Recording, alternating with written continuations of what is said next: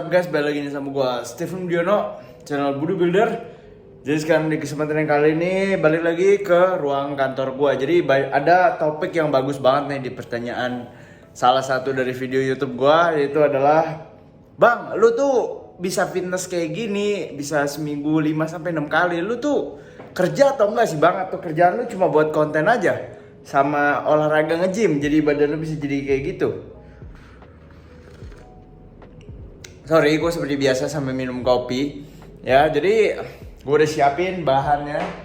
Ya, seperti biasa di papan tulis. Kenapa gue bikin di papan tulis? Karena gue kalau ngomong doang takutnya kalian susah nangkep. Makanya gue sudah jabarkan semuanya ke sana. Nanti juga teman-teman bisa di screenshot. Jadi gue sekarang masih di ruang rapat. Untung lah gue di kantor gue juga disediakan tempat-tempat seperti ini yang gue bisa bikin video dengan lebih leluasa. Gak ganggu orang, diizinin juga sama bosnya. Asal gue tetap ngelakuin kerjaan gue ya. Ini gue lagi di jam istirahat, jangan salah. Oke, jadi sebelumnya gue kasih tau dulu pekerjaan gue. Jadi gue ini belum sebagai PT, gue belum sebagai content creator full time. Jadi gue tuh juga ini sebenarnya hanya sebagai sampingan gue. Ya, creator fitness influencer itu hanya sampingan gua. Jadi gua utamanya masih berkarir, gua utamanya masih bekerja. Jadi gua nih lulusan tahun 2020. Jadi sebenarnya baru 2 tahun lalu gua lulus. Di sini gue yakin banyak penonton yang senior, ada juga yang lebih muda yang masih kuliah. Jadi pastinya gua kira-kira gua sudah mengalami fitness dari zaman gue sekolah sampai kuliah sampai ke akhirnya bekerja seperti sekarang ini. Gue hanya belum mencapai level fitness di saat level nanti gue punya usaha sendiri, berkarir di perusahaan sendiri itu belum. Gue masih kerja sama orang, jadi waktunya masih lebih rigid.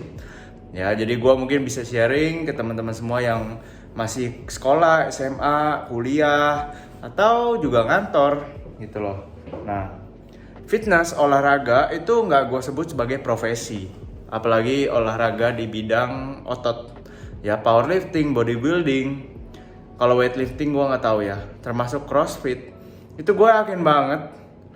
Lu kalau mau jadi atlet, lu nggak perlu latihan seperti yang orang-orang bulu tangkis, orang-orang golf yang lain-lain yang latihannya gila-gila kayak seharian bisa 8 jam di sesi buat latih teknik. Nggak. Bodybuilding enggak bro, bodybuilding lu hanya perlu kasih stimulasi ke otot. Dan kalau ada yang bilang dia di gym latihan 8 jam, itu sangat-sangat bullshit ya. Jadi lu gak akan menemukan orang seperti itu kecuali orang yang cuma gede di cocot doang gitu, gue jamin banget. Karena bodybuilding kerjaan lo adalah merusak otot.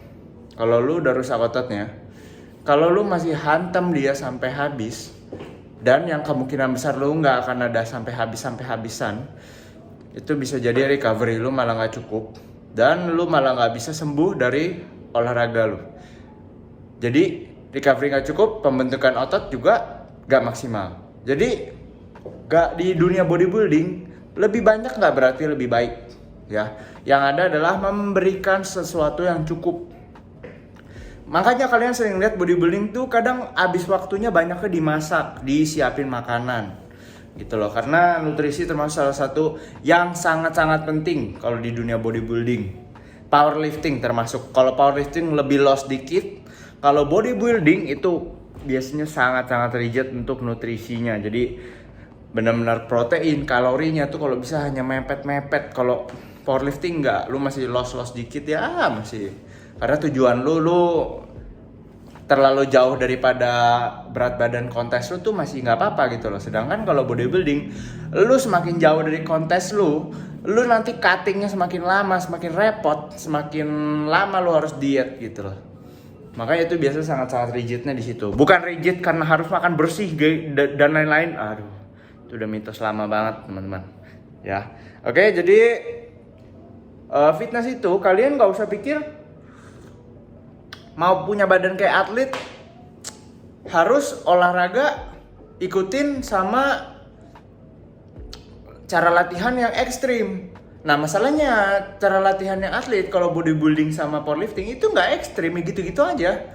Yang ekstrim mereka kebanyakan adalah istirahatnya, karena ya dia kerjaannya memang cuma fitness gitu loh. Ya jadi dia waktu tidurnya tuh benar-benar luasa sekali. Waktu latihannya bisa dimaksimalin. Misal dia suka latihan sore ya, dia bisa latihan sore, dia tidurnya bisa cukup terus 8 jam.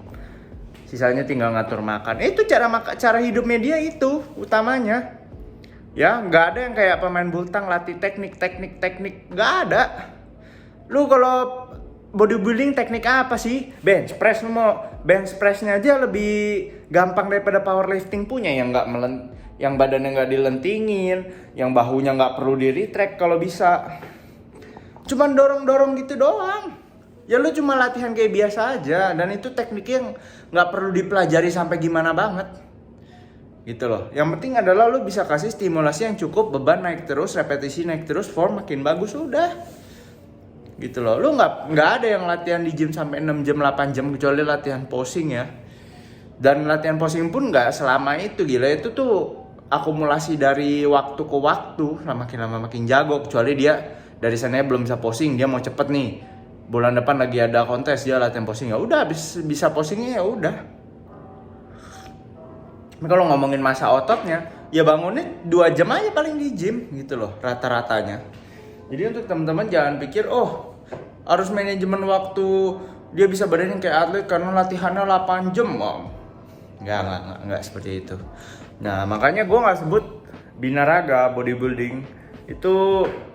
Kalau lu mau punya badan sebagus mereka, lu harus berprofesi sebagai mereka. Enggak, ya ada benernya, karena istirahatnya harus lebih cepat, harus lebih cukup, latihannya lebih dimaksimalin ya. Tapi paling enggak lu bisa dapat hasil yang nggak kalah dari atlet gitu loh maksud gue. Jadi keep open minded, dan memang bisa gitu loh jawabannya.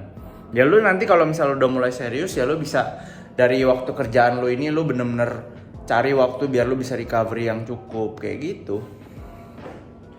Ya. Nah, gue sendiri berfokusnya ke powerlifting dan bodybuilding. Jadi latihan gue malah lebih lama.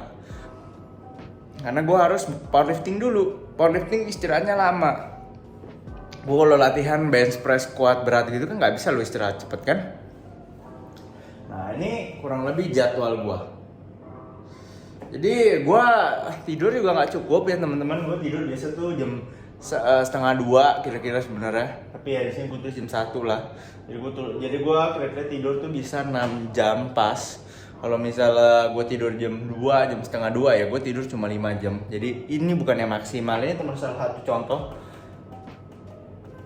kalau misalnya belum bisa maksimal jadi kayak atlet, karena ya ini salah satunya, tidurnya belum bisa pas.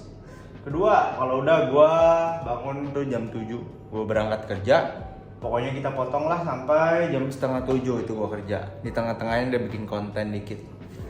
Nah, terus jam 7 sampai jam 9 malam ini waktu gue nge-gym. Jadi gue amat akan sangat push untuk gue bisa nge-gym di jam segitu. Karena kalau gue gym di bawah jam 9, di atas jam 9 tuh tetangga gue ngomel. Jadi kan gue nge-gymnya di rumah. Jadi ya kalau misalnya gue banting-banting kan orang udah pada tidur ya. Jadi pada gue diocehin. Nah, gue kira setelah itu pun gue jam 9 sampai jam 1, nah ini waktu istirahat gue. Dan di tengah-tengah waktu gue istirahat tuh gue tuh bikin konten masih. Jadi sebenarnya istirahat gue tuh kayaknya paling cuma total paling ya sejam. Dari jam 21 sampai jam 1 ini gitu loh. Jadi ya gue masih muda, waktu gue sama malah orang. Tapi gue kerahkan sebagian besar untuk gue bekerja, untuk gue mengejar mimpi gue. Jadi gue juga pengen punya usaha sendiri. Gue nggak pengen kerja sama orang kelamaan. Bukannya perusahaan gue buruk ya, nggak, perusahaan gue baik banget sama gue, bos gue baik banget. Tapi ya gue punya impian gue sendiri. Gue pengen punya financial freedom. Gue pengen punya waktu yang lebih leluasa lagi. Gak diatur sama jam kerja yang jam 7 sampai jam 6:30 gitu loh. Nah tapi kedepannya nanti gue malah akan lebih sibuk atau gimana, gue gak tahu. Tapi yang gue tahu pasti adalah gue akan selalu meluangkan waktu untuk nge-gym. Ini loh. Gue bisa pakai waktu 19 sampai 21 untuk istirahat, untuk jalan-jalan sama cewek, jemput dia jalan di hari biasa. Tapi gue gak lakukan, gue pilih untuk gym. Gue bisa nonton Netflix, gue bisa kumpul dulu sama teman kantor, pulang ke mall, nongkrong dulu di kafe, ngobrol-ngobrol habis selesai penat kerja.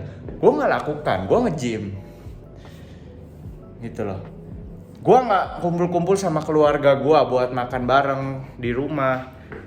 Makan bareng masih bisa sih sebenarnya, pulang tuh keluarga gue lagi makan, tapi gue paling cuma nyemil bentar terus gue jalan pre-workout seperti biasa. Tapi gue tetap utamanya gue nge-gym. Gue waktu kosongnya gue buat jalan-jalan tuh paling Sabtu dan Minggu, dimana gue nggak kerja, nggak masuk kerja gitu loh. Jadi sebenarnya kalau ditanya manajemen waktu, itu akan balik lagi ke lu untuk buat waktu itu sendiri gitu loh. Dari 24 jam waktu lu mau sediain jam berapa untuk latihan, lu yang tentuin. Nggak ada patokan wajib harus seperti apa, nggak ada. Lu yang harus sediain. Seandainya lu maunya latihan pagi, ya udah ini. Kalau gua latihan pagi ini gua geser, gua tidurnya jadi jam 11, jam 10, gua bangun jam 4. Jam 5 gua bangun udah olahraga. Nah, gua nggak suka latihan pagi, jadi gua lebih latihan malam. Lu yang make time, lu yang buat waktu. Lu kuliah juga, lu sibuk. Lu juga nggak mungkin belajar 24 jam, bro. Gue juga pernah kuliah, dan kuliah gue bukan sekolah jelek. Universitas gue termasuk yang 500 besar di dunia kalau dicek di ranking. Itu juga jadwal gue padat, tapi gue selalu luangin waktu, gue selalu cari loh. Malas menurut gue pas kuliah dulu gue bisa seminggu tuh 6 kali, itu masih rada oke sih, karena gue gak ada beban pekerjaan gitu. Gue bener-bener cuma belajar, kerjaan PR selesai gue gym. PR belum selesai gue nge-gym dulu baru gue kerjain PR. Ya paling pulangnya gue begadang gitu loh. Nah, di tengah-tengah jam ini gue akan juga sediakan waktu untuk gue masak, untuk gue belanja. Kalian lebih enak sekarang kalian belanja dadayam bisa lewat online. Gua dulu setiap sebulan sekali gue pergi ke Carrefour, pokoknya ke supermarket gede Giant gitu, dan gue harus beli dadayam kayak 20 kilo, 25 kilo. Gue tenteng sendiri, itu gue naik bus umum, pulang lagi ke gue punya apartemen. Dan gue simpen hampir satu kulkas begini, bagian atasnya yang freezer tuh dadayam gue semua, buat sebulan, jadi gue gak usah bolak-balik. Itu gue make time, gue buang waktu untuk beli makan, untuk beli dadayam. Jadi gue gak ada alasan, gak ada protein, gak ada gue alasan gitu. Masaknya kapan bro? Dulu biar gue simple, gue pernah pakai rice cooker doang. Jadi gue setiap kali mau masak, gue tinggal cemplungin, pulang, gue tinggal makan. Sisanya gue bawa besok buat bekal. Ada cara. Kalau nggak sekarang udah lebih enak lagi, ada oven, air fryer oven. Kalian masaknya bisa di oven, rasanya lebih enak. Ayam panggang, nggak seret. Make time, buat waktu, gitu loh. Jadi jadwal yang gue tulis di sini, kalian bisa ubah sendiri. Jadwal kerja, jadwal kuliah, jadwal apa, terserah. Tapi kalian di jadwal-jadwal ini kalian akan temukan waktu di mana kalian bisa sisipin itu buat olahraga, buat masak. Pasti akan ada. Jadi saran dari gua adalah teman-teman buat dulu jadwal seperti ini. Nanti kalau kalian udah ada jadwal ya, kalian tinggal review aja. Oh, di jam segini gua bisa masukin, jam segini gua bisa masukin. Gitu. Nah, jadi semoga bisa membantu teman-teman. Untuk manajemen waktu pasti akan bisa berotot badannya. Dan jangan pikir harus buang berjam-jam, enggak. Setengah jam dulu oke. Nanti kalian akan makin bertambah jadi 1 jam, 1,5 jam. Kalian akan rela sendiri nanti. Karena ini bukan profesi, ini untuk kesehatan. Kalian gak perlu fitness, kalian bisa cari olahraga yang kalian suka. Tapi kalau untuk badan bagus, gue bisa jamin fitness gak perlu waktu yang lama-lama. Oke, semoga bisa memberikan semangat bagi kita semuanya. Teman-teman, thank you banget udah support channel gue. Sekarang gue ada 6.000 subscriber, hampir 6.200. Thank you banget buat teman-teman semuanya. Kalau misalnya kalian suka, jangan lupa di subscribe, di like, dan juga di komen, di share. Nyalain juga loncengnya, dan I'll see you guys on next video. Bye-bye.